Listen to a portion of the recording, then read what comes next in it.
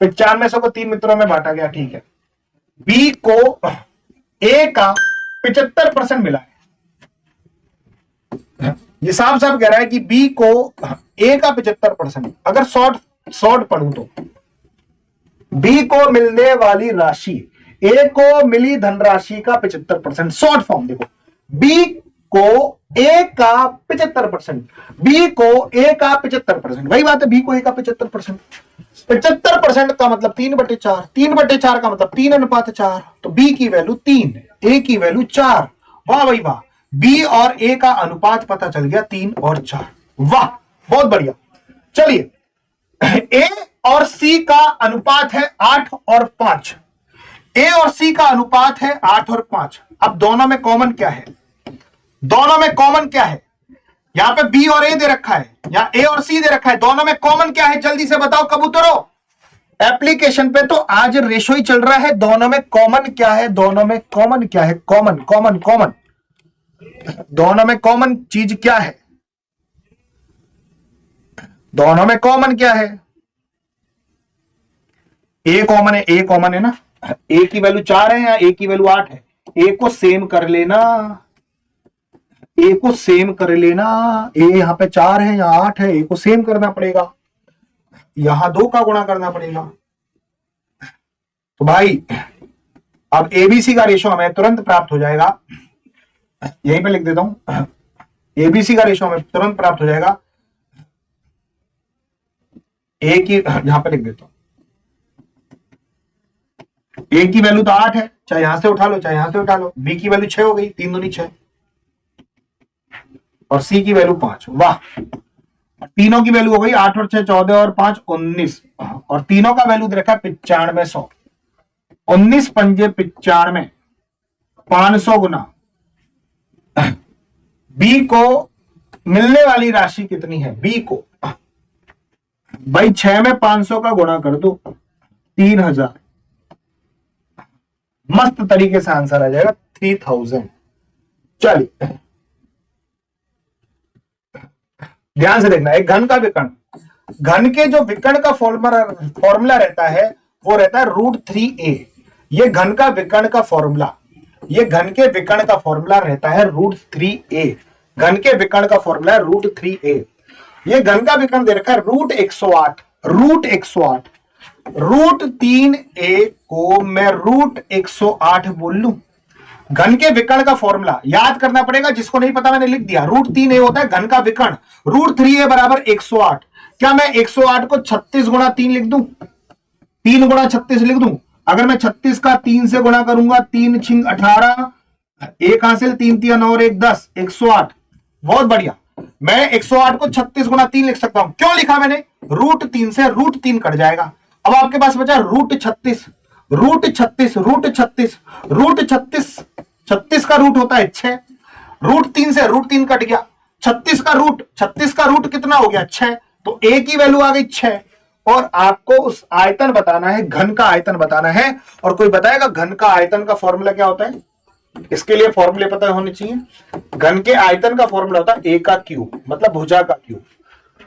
अब ए की वैल्यू तो आपने निकाल ली है कबूतरों, जल्दी से बताओ 6 का क्यूब कितना होता है? 216। अच्छा एक और तरीका बताऊं, वाह कर देना, वाह कर देना। एक और तरीका बताऊं, वाह कर देना। एक हैक बताऊं इसका, एक जबरदस्त हैक बताऊं, जबरदस्त हैक, जबरदस्त हैक बता रहा हूं, जबरदस्त हैक, जबरदस्त हैक बता रहा हूं, जबरदस्त हैक। वाह कर देना, वाह। अभी नहीं, कुछ हमारे लिए ना 1-2 शब्द बोल देना। अच्छा आयतन पूछा है, और आयतन होता है किसी का क्यूब। भाई कोई आपकी भुजा आएगी, उसका क्यूब ही तो निकालना है आपको। कोई भुजा आएगी, उसी का तो क्यूब निकालना है। इनमें से कौन क्यूब है? क्यूब पता होने चाहिए वे कबूतरों मगरमच्छों, क्यूब ही नहीं पता हो। क्यूब 1 से लेकर 30 तक याद होने चाहिए।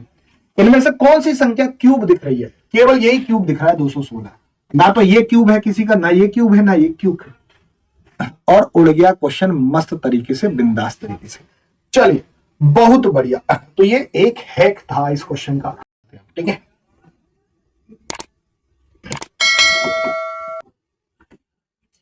सबसे पहले क्या सॉल्व होगा, जल्दी से बताओ। सबसे पहले क्या सॉल्व होगा, ब्रैकेट। सबसे पहले बताओ बोर्ड मास में सबसे पहले क्या सॉल्व होता है, सबसे पहले क्या सॉल्व होता है, ब्रैकेट। देखो अब है ना, स्टेप मत बनाना कहीं ऐसे पूरा पूरा स्टेप लिखो एग्जाम में कहीं, ये तो भाई बेवकूफी हो जाएगी, पूरे पूरे स्टेप लिखते हैं।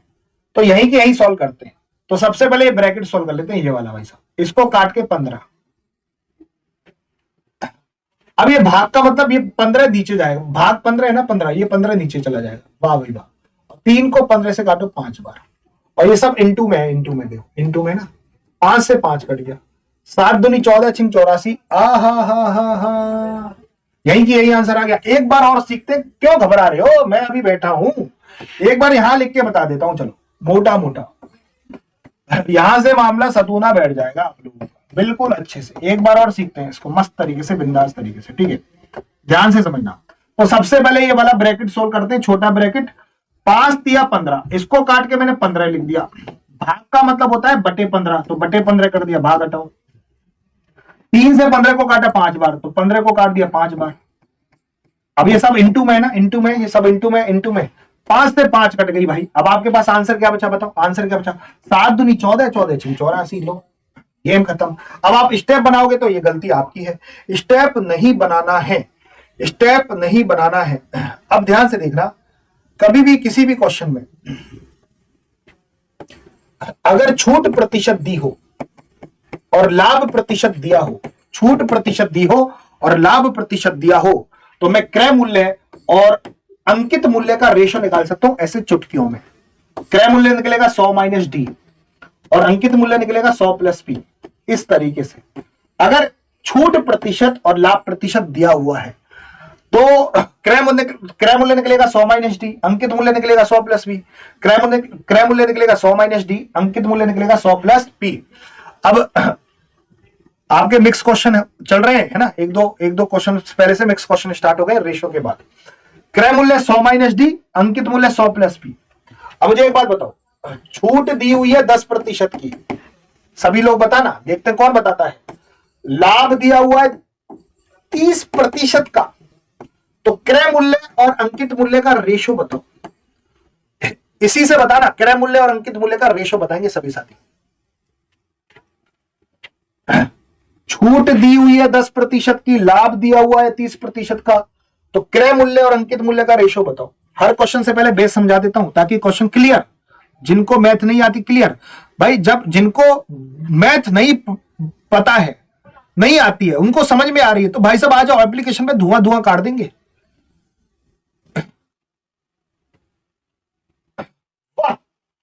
तो 100 माइनस डी, क्रय मूल्य 100 माइनस डी, छूट माइनस करना है इसमें, 100 माइनस 10 90, और 100 प्लस 30 130, 9 और 13,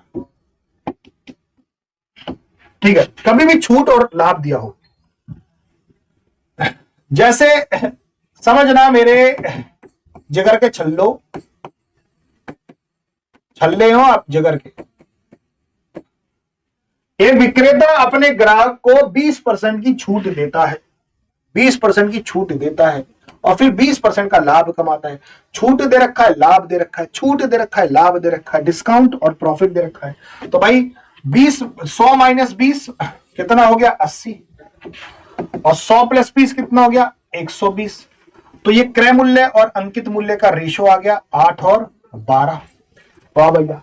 यदि क्रय मूल्य दे रखा है 960, भाई साहब ये वैल्यू दे रखी है 960, 8 एकम 8, 8 दूनी 16, 8 का भाग लगाओ जरा 960 में, 8 का भाग लगाओ, 8 एकम 8, 8 दूनी 16, 120 गुना। अभी आधे लोगों को ये पता नहीं चला ये 120 आया कैसे, पहले ये देखना होता है कि 8 का कितने गुना है, कैसे पता चलेगा, 8 का भाग लगा के 960 में 8 का भाग लगाओ, 960 में 8 का भाग लगाया तो 120 बार जाएगा, तो यहां से ये पता चल गया कि ये 120 गुना है। बस अंकित मूल्य पूछा है तो इसको भी 120 गुना कर दो। अब 12 का मुझे 120 गुना ज्ञात करना है, कर नहीं सकता मैं, 12 का 120 गुना, 12 का 120 गुना, 12 इंटू 12 कितना हो गया, 144, और ये आ गया 0 लगा दियो भैया। वाह जी वाह, मजा आ गया। और दादा ये मस्त क्वेश्चन है यार।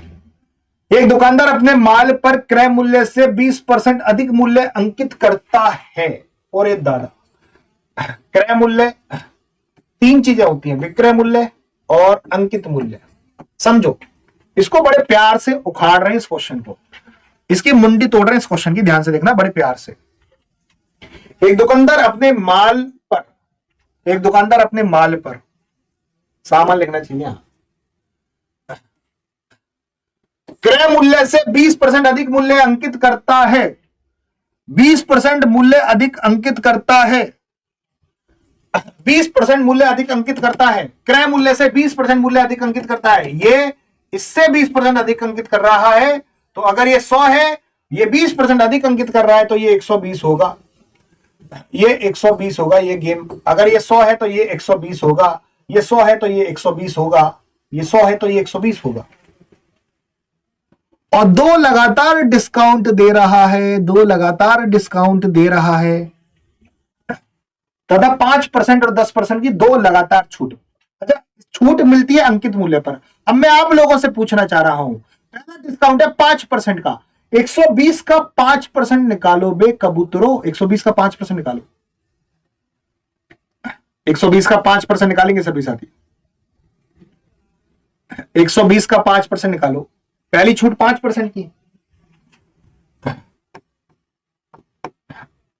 120 का 5% निकाल लो, 12 पंजे 60, 6 रुपया, तो ये वैल्यू हो गई 114। वाह। और दूसरी छूट है 10% की, 10% की छूट मिलेगी 114 पे, तो दूसरी छूट मिलेगी 10% की 114 पर, 11.4। अब इसमें से 11.4 माइनस करो तो ये आएगा 102.6। तो असली में उसको 102.6 में बेचा गया, तो उसका लाभ प्रतिशत क्या है? 100 में खरीदा, 102.6 में बेचा, साफ साफ पता चल गया 2.6% का लाभ हो गया। चलो गेम खत्म। पहले तो ऐसा है, फिर ऐसे दो छूट दे दी। पहले तो अंकित मूल्य 20% ज्यादा कर दिया, फिर 5% और 10% की दो छूट दे दी, आखिर में वो वस्तु 102.6 की बिकेगी।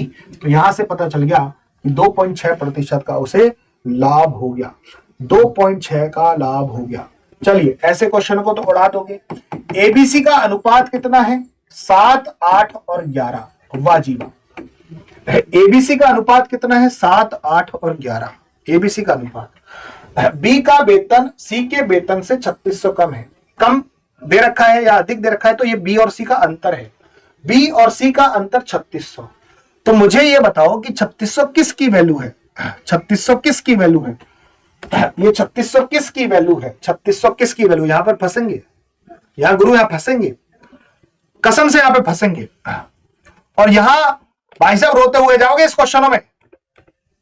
मुझे सबसे पहले बताओ कि बी और सी का अंतर, बी सी से कम है, मतलब बी और सी का अंतर है 3600। इसमें देख के बताओ ये बी और सी का अंतर कितना है? ये 3600 किसकी वैल्यू है?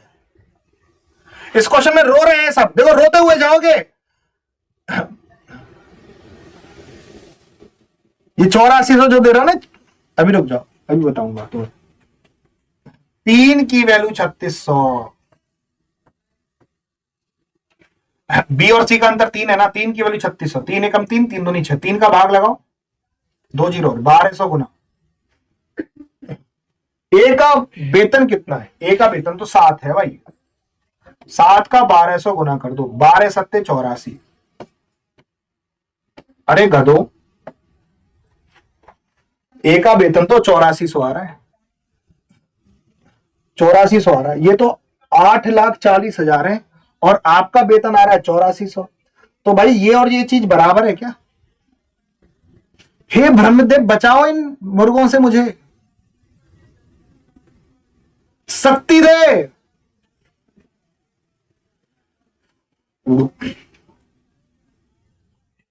कसम से मन ऐसा कर रहा है कि बुरी तरह कूट दूं तुम्हें।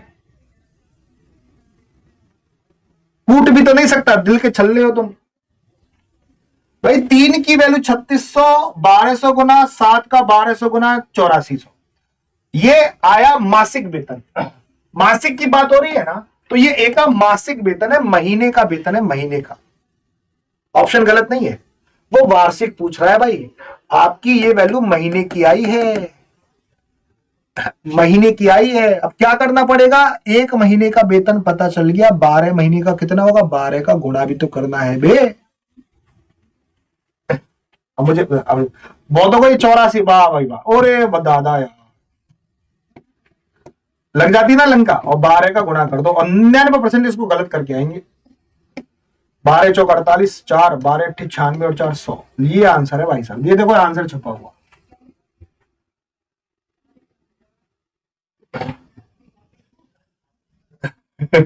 चलिए अब बहुत प्यारी सी बात पूछने वाला हूं।